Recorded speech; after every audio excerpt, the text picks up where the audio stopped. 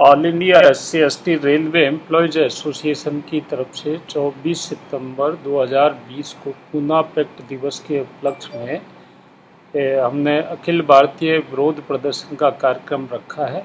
और ये विरोध प्रदर्शन का कार्यक्रम जो रेलवे का निजीकरण और निगमीकरण किया जा रहा है, इसके खिलाफ में एक बड़ा कदम है। 24 सितंबर को पूना पैक्ट दिवस है। उस दिन बाबा साहब डॉक्टर भीमराव अंबेडकर और गांधी जी के बीच में पूना पैक्ट हुआ था।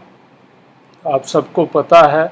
कि साइमन कमीशन ने जब दलितों के लिए सेपरेट इलेक्टोरेट और मतलब दो मत का अधिकार और पृथक निर्वाचक मंडल की घोषणा कर दी थी, जिसके खिलाफ गांधी जी अनशन पर बैठ गए थे। और पूरे देश में बाबा साहब के खिलाफ में और साइमन कमीशन का जो घोषणा है उसके खिलाफ में आंदोलन हुए और मजबूरन बाबा साहब को गांधी जी के साथ में पूना पैक्ट करना पड़ा। वो नहीं चाहते थे, इस पूना पैक्ट से खुश नहीं थे, लेकिन देश हित में और अपने लोगों की ज़िंदगी बचाने के चक्कर में उन्होंने ये समझौता किया। और बाद में इस पूना पैक्ट के तहत जो हमको सब जगह प्रतिनिधित्व देने की बात हुई थी, उसके तहत जो भारतीय संविधान में सरकारी सेवाओं में और एवरीवेयर रिप्रेजेंटेशन देने की बात की गई, जिसके तहत हमको आरक्षण मिला। लेकिन जब से ये आरक्षण मिला तब से इसके खिलाफ में अनेकों न्यायालय के आदेश आते हैं, तरह तरह से इसको समाप्त करने का प्रयास किया जाता है। तो अभी हाल ही में हमने देखा है कि किस तरह से भारतीय रेल का निजीकरण और निगमीकरण करके और सरकारी सेवाओं में पदों को घटाया जा रहा है, जिससे लोगों के रोजगार के अवसर घट रहे हैं। और रोजगार के अवसर जब घट रहे हैं तो उसमें अनुसूचित जाति और जनजाति वर्ग का जो आरक्षण है वो भी प्रभावित हो रहा है।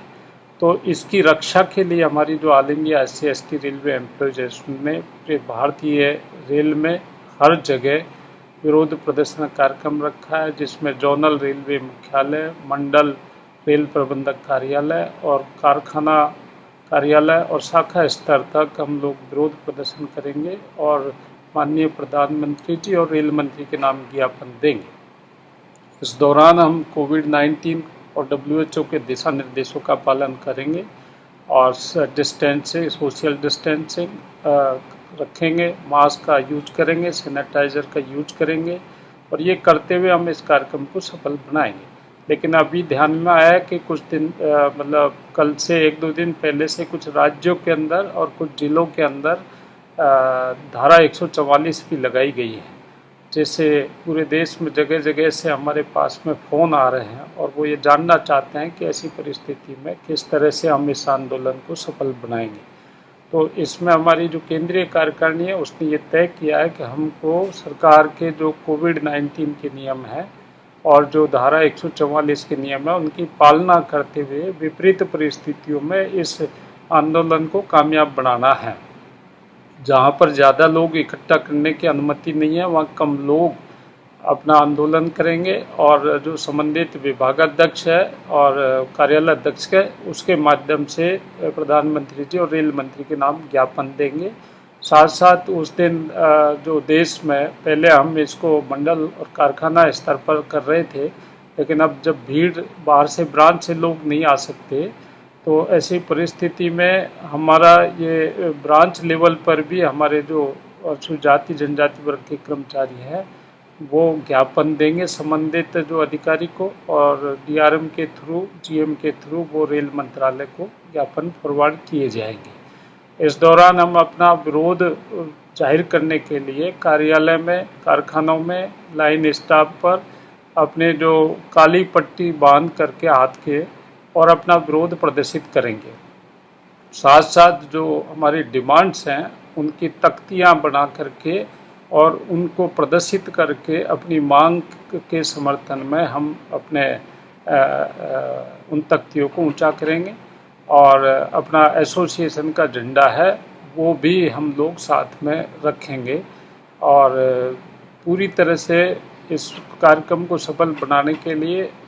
केंद्रीय स्तर, जोनल स्तर और मंडल कारखाना स्तर तक व्यापक तैयारियां हो चुकी हैं। तो मैं सभी लोगों से अनुरोध करना चाहता हूं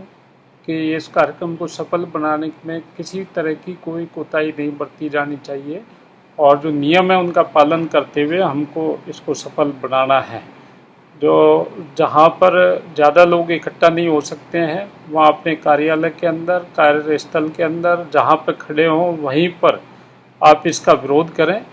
और लोगों में जनजागरण पैदा करें कि ये जो निजीकरण और निगमीकरण है ये पूरी तरह से रेल के हित में नहीं है और ये हमारे अनुसूचित जाति जनजाति वर्ग के हक और अधिकार है उनके खिलाफ में।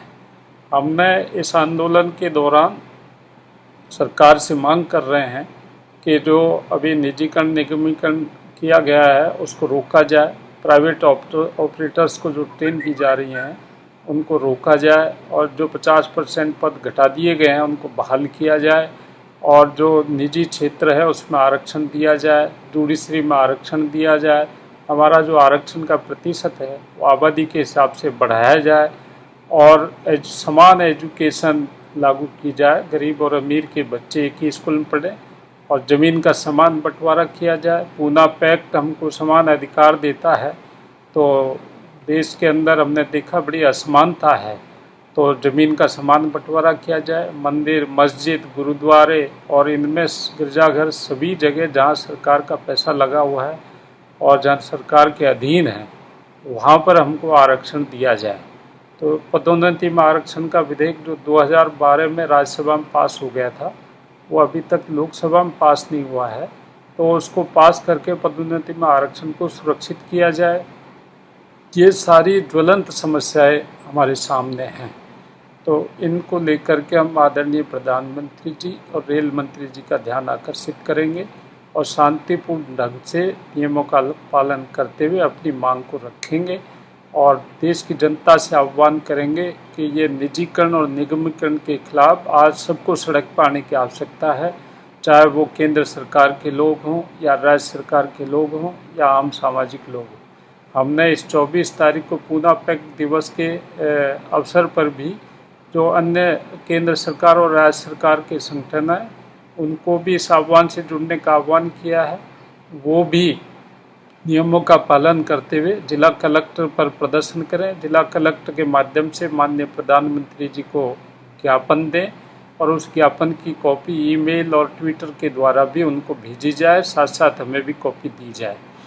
हमारे जो जातिगत संस्थाएं हैं, राज्य सरकार की संस्थाएं, उनसे भी हमने निवेदन किया और सभी जगह से हमको अच्छा रेस्पॉन्स मिल रहा है। तो हम उम्मीद करते हैं कि जो पूना पैक्ट ऐतिहासिक दिवस है वो हालांकि ये हमारे लिए एक धिक्कार दिवस है, लेकिन क्योंकि पूना पैक्ट से इसकी शुरुआत हुई थी, हमारे अधिकार हम ज़्यादा मांग रहे थे लेकिन हमें कम मिले, पर वो जो मिले वो भी सुरक्षित नहीं है। तो पूना पैक्ट के दिवस हम पूरे देश की जनता इसका पुरजोर विरोध करेगी।